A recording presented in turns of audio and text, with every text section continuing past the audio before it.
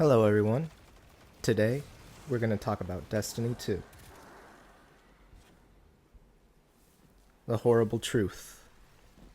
Destiny 2, the final shape, was mid.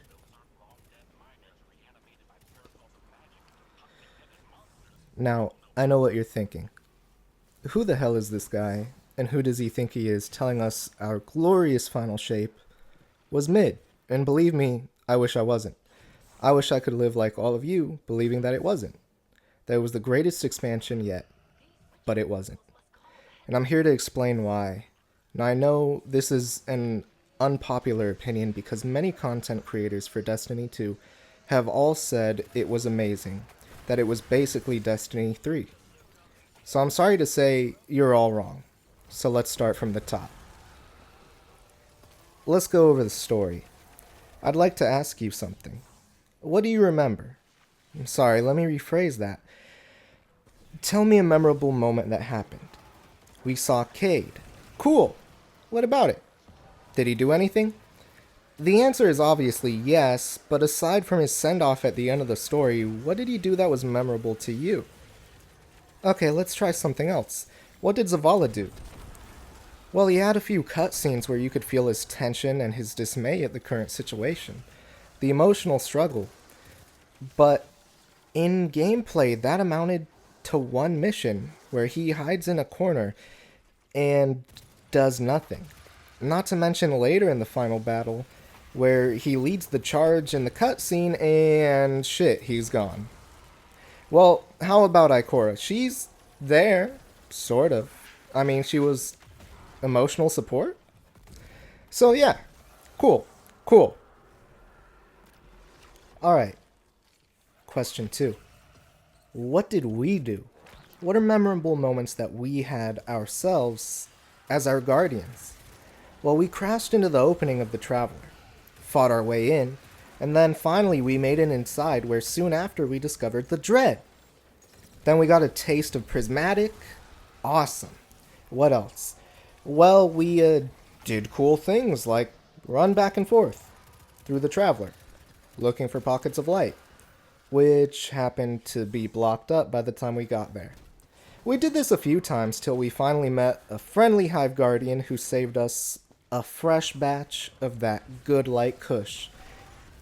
Now, we watched our friend, Cade, go and take a hit of this good light kush. And we had this cutscene that amounted to, cha, dude. Free will, man. That's the answer.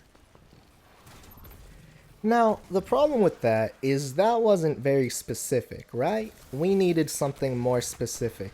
Because we're up against the Witness, our Thanos. So we said, you know what?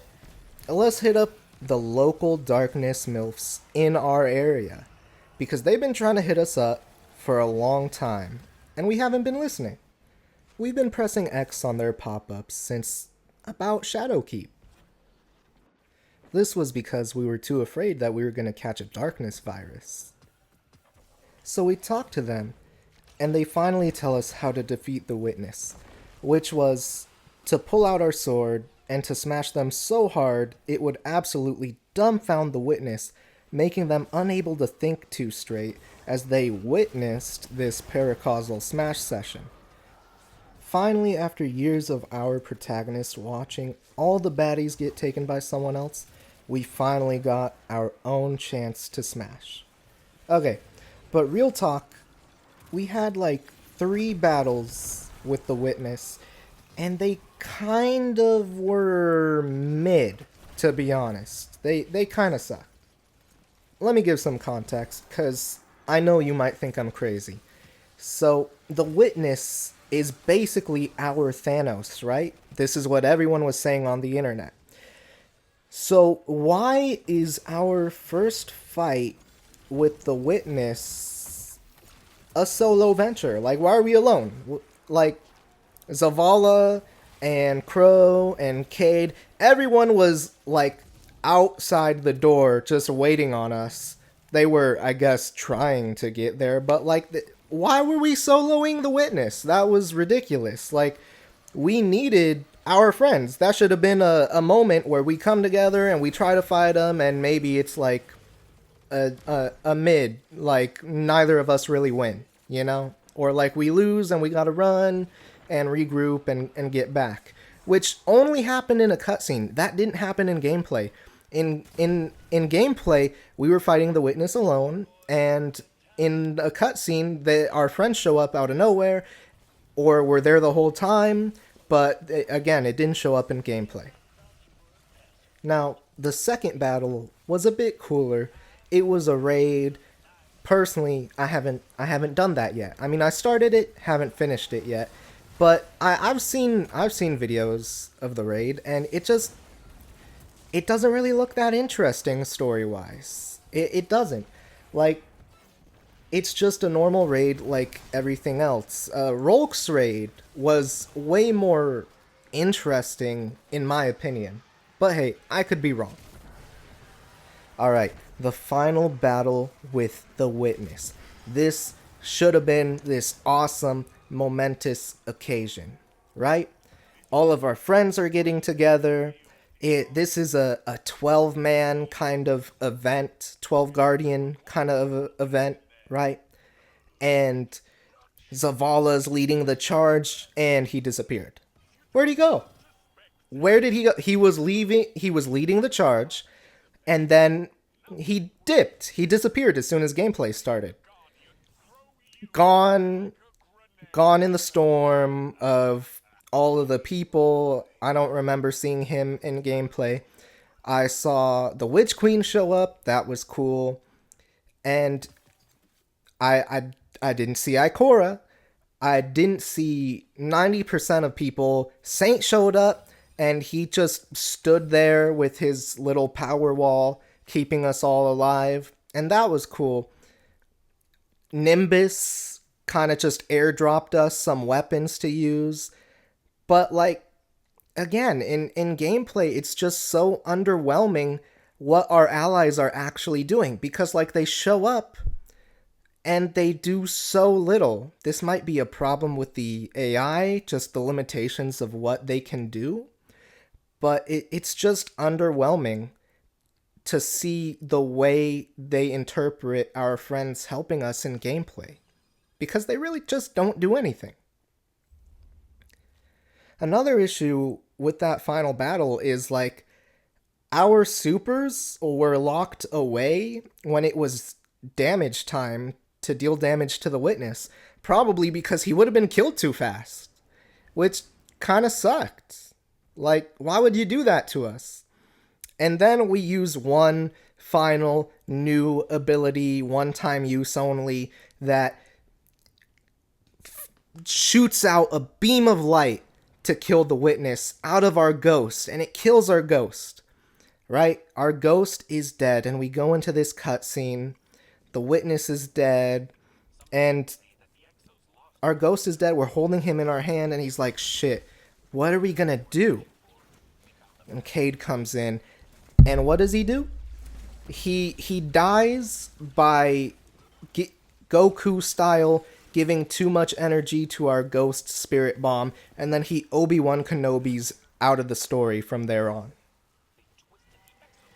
I think this expansion was carried by two things. One, the sandbox changes in the form of prismatic, the exotic class armor, and two, the impression or illusion that this was our Avengers Endgame level event. Which, don't get me wrong, from a lore standpoint, it was. But from the way the story was told, it wasn't that level of good. So I think we got distracted by shiny new toys to play with that made the gameplay cool and fun and exciting. And also from hype, you know, this was our Avengers Endgame, right? In Destiny 2. But it wasn't. Not from the standpoint of how good the story was. Just from the lore perspective of how big the event was. And again, I think that clouded our judgment of this expansion. So I want to clear up why I talked about memorability, right? Of why I asked you, what do you remember? How memorable was it, right? And the reason is because of the Golden Child expansion of the Witch Queen, right? There's tons of memorable moments in the Witch Queen. From the very beginning of the Witch Queen, we have this kind of moment where, oh shit, the Witch Queen just showed up on Mars. And we run in, we infiltrate her ship, and then things get kind of spooky weird from there, right? We're on the ship, there's weird moths flying around, and just this overall weird kind of atmosphere. And as we're exploring the ship, we just see these little weird things happen, right? So, like, again, the moths, our ghost is like, yo, that moth is made out of light. What the fuck was that? And then we find a little piece of a darkness pyramid that like could turn into our glaive later on. That was cool. That was interesting. That was memorable. We were like, what the heck is this? Then we move on. We keep infiltrating the ship. We run into a hive guardian. And we're like, holy hell. What the hell is that? How did the hive get the light? You know what I'm saying? It's like there was a whole aura of mystery throughout this whole mission. Scrap that. Not even just the mission, but like the whole expansion. Because it took us like 90, 70-ish percent to figure out how they actually got the light. Or like a full understanding of like, how the hell did this happen? When it came to the final shape, there was zero mystery on anything, There could have been a moment where we were like, what the heck is the dread? What's going on? How did this happen? But, like, I mean, before the expansion even came out, it was basically just answered by, the developers, by Bungie. They basically said, yeah, the witness used the light and darkness and he made these abominations. And also there was like the question of like, well, some of these enemies are completely different from what we've seen. So what are they? And it just kind of isn't asked at all, right? We just the scions and the weird mini rolls are like everything that we know already. And then the weird bat creatures, we don't even question what they are. We're just like, oh yeah, it's just some random species. We're not even like, how did he get those? Where are they from? What are they? Then, towards the end of the Witch Queen, we're storming her castle, fortress, whatever you want to call it, right?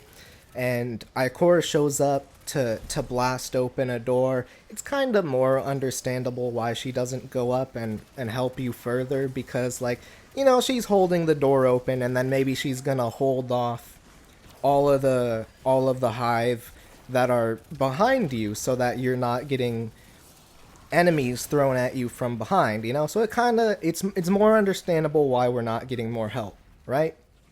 Plus, we've already taken down Oryx by ourselves and also with people in the raid, so it's more understandable why we don't need a vanguard, leader there right by our side helping us take down the Witch Queen.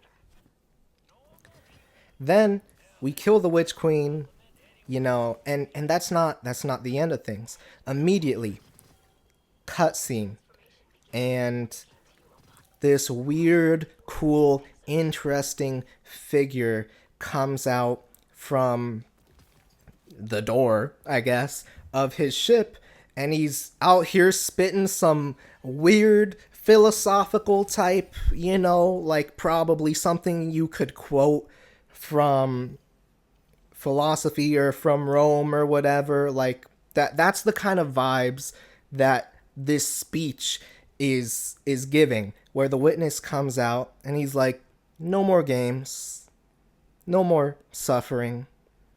The game is over and you lost. And that's the prelude to this cool new force that's gonna come in later. That's gonna be the next big enemy. Which there was nothing like that for the final shape, right? Which I guess is kind of more understandable. It's the end of a saga. You kind of want to end it on a lighter note, a more hopeful note. But even still, it just felt like an ending, which it was an ending, but it wasn't like an ending that was like, all right, so where are we going to go next from here? It just immediately went into the next season without kind of giving that vibe, you know? Also, the raid, Rolk's raid gave us so many cool things to think about. It's like, what the hell are these disciples? What do they do? How many of them are there? Are they all hiding in a pyramid? Does every pyramid have one? And it was so cool. The design for Rolk was awesome. It was a vibe. It was a vibe, to be honest. And in the final shape, the raid just, it didn't feel that interesting. It didn't have the same sort of mystery, the same sort of what's going on, the same sort of, it just was. It just was. Alright guys, this was my first YouTube video, so hopefully it wasn't too terrible. I'm Ageless Eternal. I plan on making more content, hopefully that you guys can enjoy. Probably gonna do some different things, just try some things out.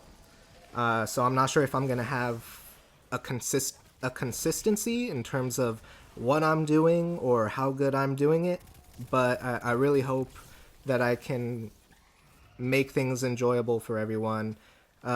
Please put out your comments, tell me what you thought of my opinions. If you guys also think that, hey, maybe the final shape was overrated, maybe it kind of was lacking story-wise and isn't quite what the Destiny community deserved. And, feel free to give your opinions. Comment it, like, dislike, subscribe, react. I don't care. My goal here is not really to change anyone's mind. It's just now that it's been a year, now that the hype has died down, just if we could analyze what the final shape actually was and really think, was this what we deserved? Anyways, again, I'm Ageless Eternal.